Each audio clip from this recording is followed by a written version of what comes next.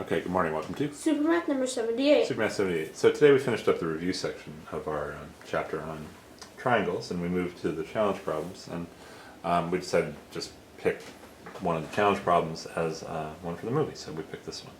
If the angle bisector of one angle of a triangle passes through the circumcenter, prove the triangle is isosceles. That's pretty cool. Do you understand the problem? Yep. All right. Here's your marker.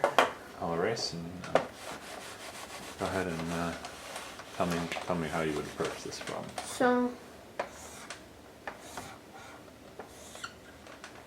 we'll just have any old triangle. Okay. So we have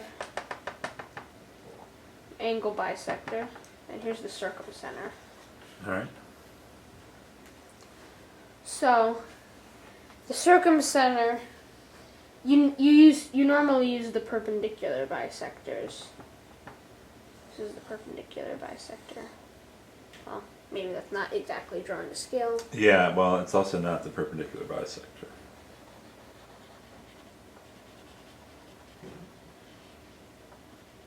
Okay. Let's just be careful on how we draw this. Okay, we can pretend that's an angle bisector. How do you draw the perpendicular bisectors? So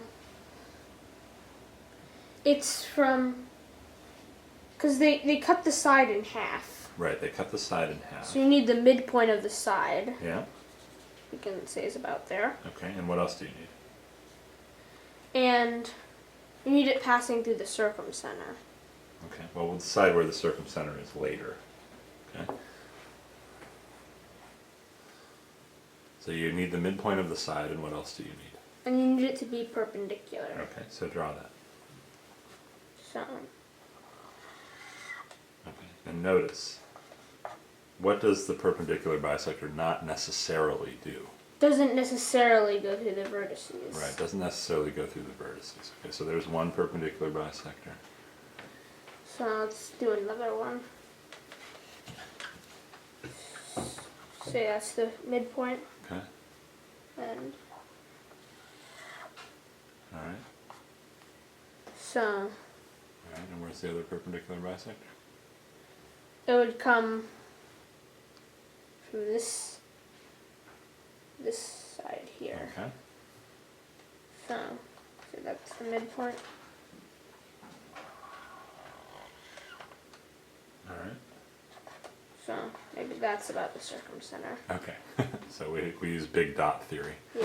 Okay, so but now it turns out that the angle bisector also hits that point. Okay. Well, So just one of the reasons I wanted to emphasize drawing the picture was that when you drew the perpendicular bisector, you drew it from the vertex across down here.